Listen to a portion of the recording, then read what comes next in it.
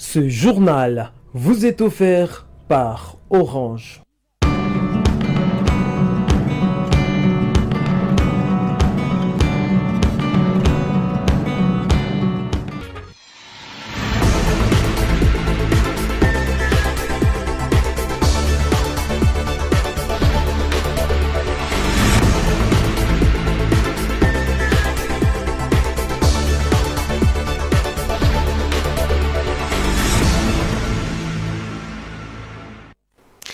Messieurs et dames, merci de l'attention particulière accordée sur nos antennes. Les journaux, c'est l'heure. Bienvenue à tous et à toutes.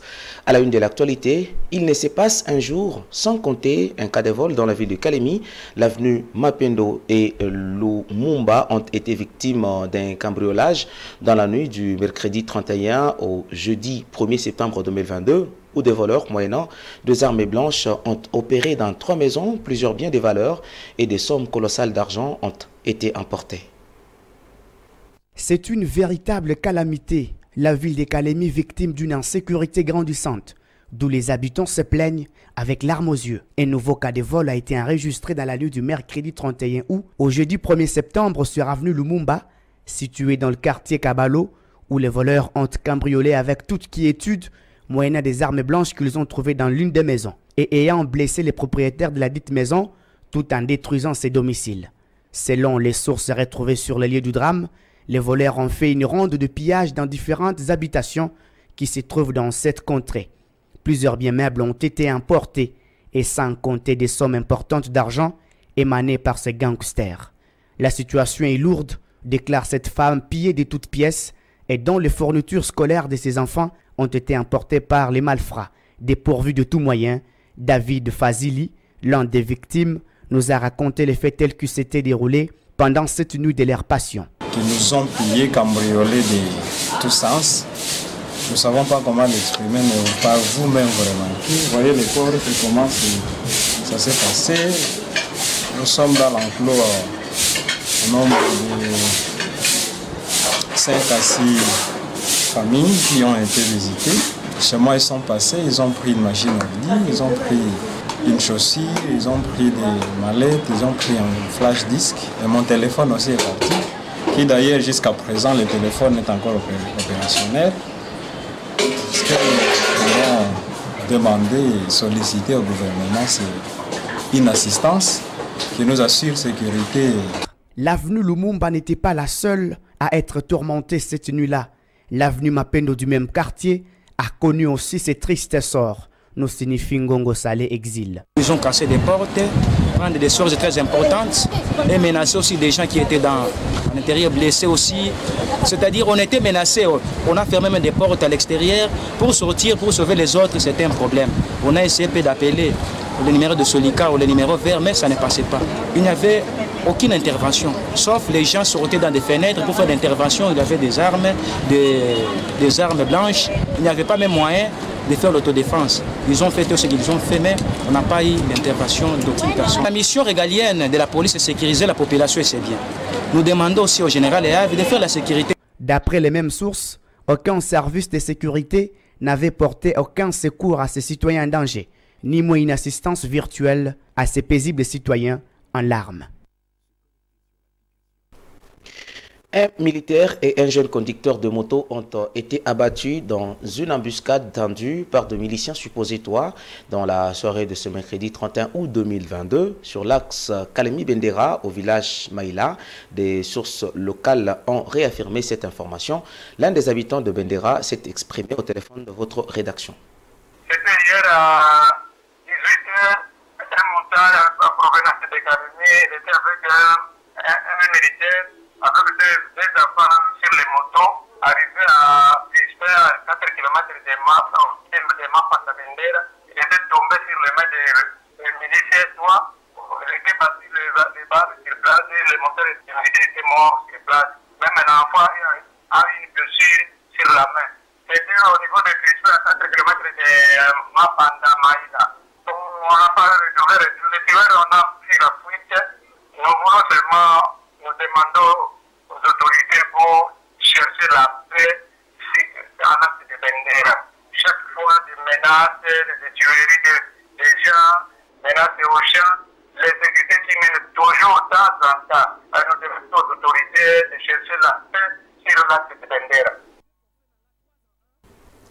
Le conseil urbain de la jeunesse de Kalemi brise le silence face à la situation sécuritaire qui prévaut actuellement dans la ville de Kalemi. Cette structure des jeunes dénonce haut et fort sans crainte l'insécurité qui sévit ce dernier temps et demande aux autorités de prendre toutes les dispositions nécessaires pour sécuriser la population. Et si rien n'est fait, la jeunesse va se prendre en charge.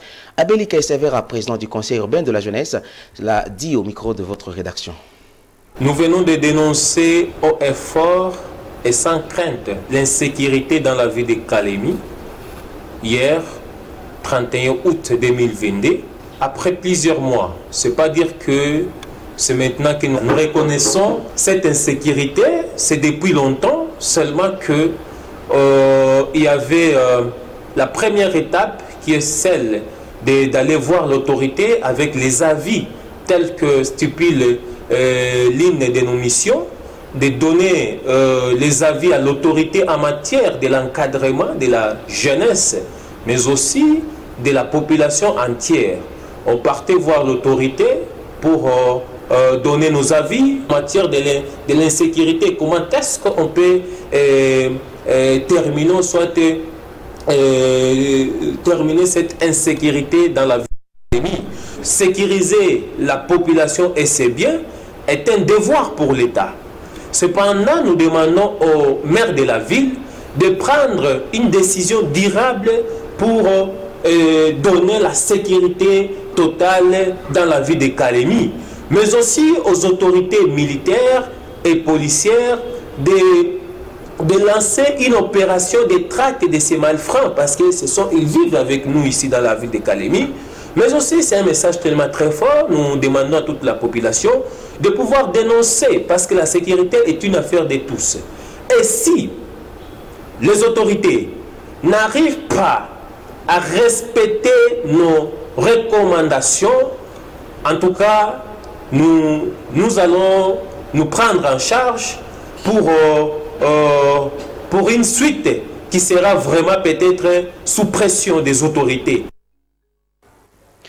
Un accident de circulation routière a entraîné un embouteillage ce jeudi 1er septembre 2022 au niveau de marché des réfugiés. D'après les informations recueillies sur place, l'excès de vitesse de la part du conducteur de moto était à la base.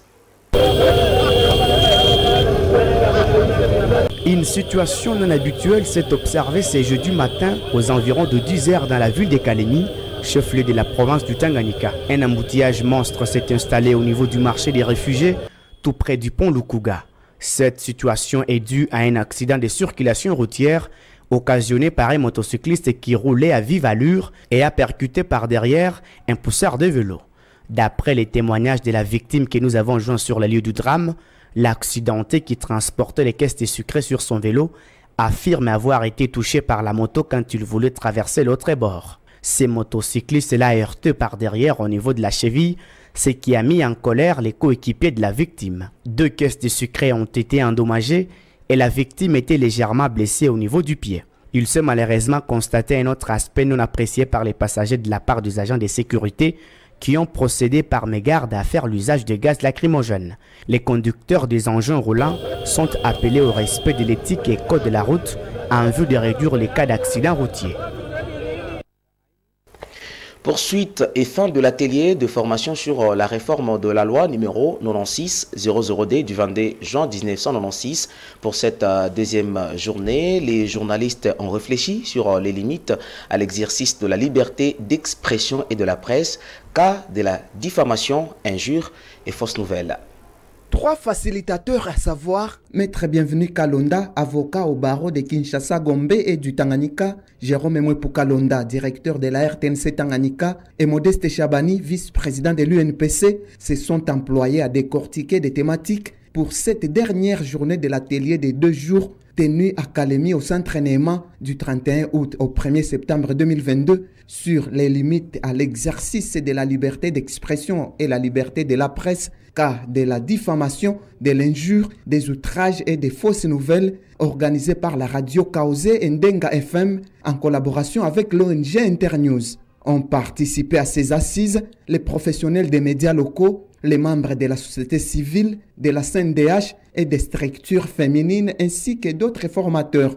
Face à la presse, La représentante de l'Internews à cette formation, Madame Sandrine Kabeya, a indiqué qu'il s'agissait de former les journalistes à la vérification profonde de chaque information dans l'exercice de leur métier avant sa divulgation. Nous sommes dans un atelier sur l'exercice de la liberté d'expression et de la liberté de la presse, puisque nous avons vraiment remarqué qu'il y a beaucoup d'abus qui sont produits, entre autres la diffamation, les fake news, les fausses informations, la mésinformation, ce qui amène à la dépravation des mœurs dans le chef de la population à travers l'expression libre qui est un droit légitime pour tout un chacun de nous.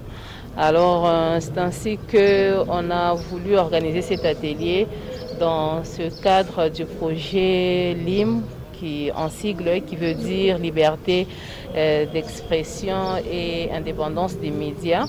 C'est pour aider quand même les journalistes à connaître leurs limites, puisqu'il y a une limite à tout, de façon que dans l'exercice de du métier du journaliste, qu'ils sachent exactement quelles sont les limites dans l'expression de la presse afin de pouvoir l'aider à bien exercer son métier.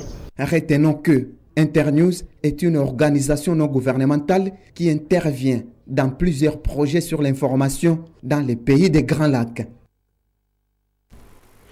Les travaux d'écurage et assainissement de caniveaux sur des artères de la ville de Kalemi ont démarré depuis lundi dernier. Ces travaux sont exécutés par une brigade de la mairie et consistent à dégager les immondices et désensabler afin de faciliter les drainages des eaux. Le coordonnateur urbain de l'environnement, M. Nonda, s'est exprimé quant à ce.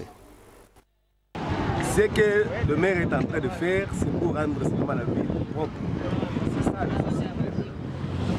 Il est là pour chercher comment est-ce qu'il va éduquer les autres pour que ces derniers ne puissent pas utiliser le collecteur principal, le collecteur de l'État, comme une poubelle.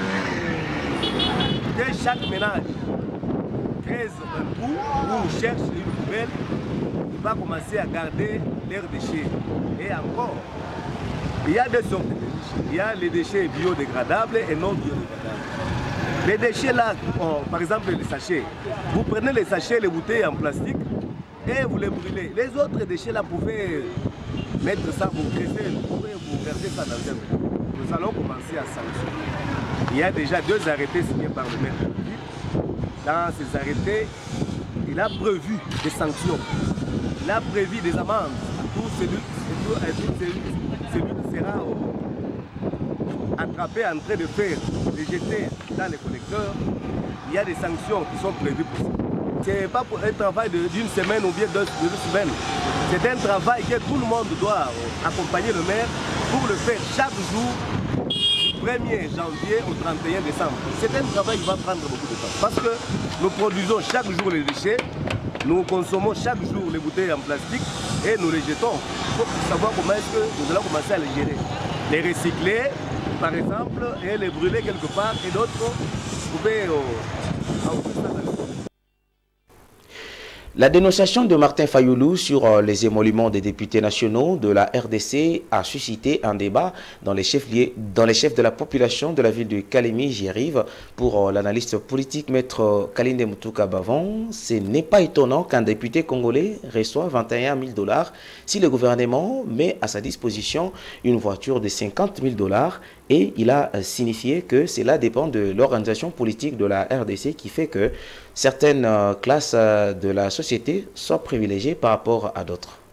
Nous avons appris avec indignation d'ailleurs que le salaire ou la rémunération d'un député s'élevait à 21 000 $. Ça, nous le savions. En tant qu'analystes, nous avions appris déjà que ce qui était dit officiellement, à savoir qu'un député touchait dans les 8 000, 10 000 $, n'était que ce qui était officiel.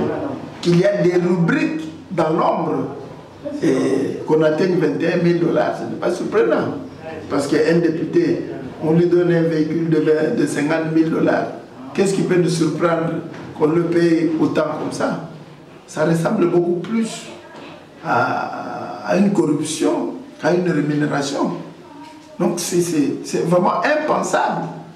Donc en fait, c'est pratiquement l'organisation politique dans notre pays qui fait que certaines catégories de la société soient bien avantagées par rapport à d'autres. Pourquoi nous devons continuer à voter? Oui, ce sont seulement des formalités. En principe, pour moi, on ne devait pas continuer à voter, on devait seulement nommer. Parce que même les résultats des votes n'ont jamais été sincères que celui que la population a fait. Mais nous constatons tout simplement aujourd'hui que c'est la population qui est victime de son propre sort. Dans un pays où une personne touche 150 $ et une autre 21 000 $. Pouvez-vous comprendre qu'un député d'un pays pauvre comme le nôtre puisse toucher plus qu'un député des États-Unis d'Amérique ou de la France, ou de la Belgique ou d'ailleurs? C'est un problème de conscience. Bon, aujourd'hui on parle des députés, mais demain on va révéler aussi pour les sénateurs. Donc, quand vous prenez le budget, il est lourdement occupé par les institutions. Hein, que vous soyez à 21 000 $ pour un député. Bon, vous apprendrez aussi pour un PDG, pour un directeur général d'une entreprise publique, ce que ça fait. Donc en fait, il y a une petite catégorie d'individus qui jouissent pleinement des efforts de l'ensemble de la population et que cette dernière croupit dans la misère. Le secrétaire de la Fédération urbaine UDPS Kalemi a remis en cause la déclaration de Martin Fayulu sur les émoluments des députés nationaux qui touchent 21 000 $ le mois dans un pays en crise et qualifie cette déclaration du populisme. Moi, je n'ai jamais été d'accord avec tout ce que Martin Fayulu dit. Dans ce discours, ce que je n'ai pas trouvé cohérent, il dit qu'un député national congolais touche mieux qu'un député français. Or, ça, ce n'est pas vrai. Je me demande s'il est mieux informé ou il fait ce n'est que du populisme. Puisqu'un député français touche plus de 24 000 € et non dollars. Vous voyez, s'il compare, prenons ce qu'il a dit, 21 000 $. Est-ce que les 21 000 $ est égal à 24 000 €? La réponse, c'est non. Si nous sommes des politiques, nous sommes appelés à éduquer la masse, nous sommes appelés à encadrer la masse, nous sommes appelés à faire quoi? À préparer ou à former et informer la masse. Ce n'est pas de donner de fausses informations à la masse ou à notre population, ce qui n'est pas vrai. Il a tort, puisque j'ai suivi Delis Sanga, un député qu'on considère comme honnête. Il a dit que le salaire d'un député s'élève à 16 millions de francs congolais. Si vous prenez les 16 millions divisé par 2000, les taux du jour et les taux de dollars, vous allez vous rendre compte qu'un député touche 8 000 $ par mois. Presque, peut-être je peux dire il y a d'autres, ce qu'on appelle d'autres avantages. 8 000 plus autres avantages, là je peux être d'accord avec lui. Mais me dire que 21 000 et plus autres avantages, moi je ne serai pas d'accord avec lui. Puisque Martin Fayulu a été élu comme député national. Son suppléant est à l'Assemblée nationale. Je n'ai jamais vu un jour Martin Fayulu dire à son suppléant de ne pas toucher, si c'est vrai, ce salaire. Et si c'est vrai, les députés touchent les 21 000 $. Je n'ai jamais entendu ça de la bouche de Martin Fayulu. La corruption, puisque c'est eux qui fixent, je ne vois pas celui qui va aller les corrompre, c'est eux qui fixent les salaires. Donc, nous demandons si cela est vrai. Maintenant, imaginez-vous un pays comme le nôtre, avoir un député qui touche plus de 21 000 $, c'est beaucoup d'argent. Il serait mieux de voir comment partager partager les paix qu'on gagne. Pas les militaires, les policiers, les enseignants, en général tous les fonctionnaires et agents de l'État. Et c'est tout également pour cette édition du journal. Merci à vous de l'avoir suivi. Restez pour la suite de nos programmes. Et suivez-nous encore sur la page YouTube RTGT Kalemi. Mais je vous retrouve pour une nouvelle édition. À très bientôt.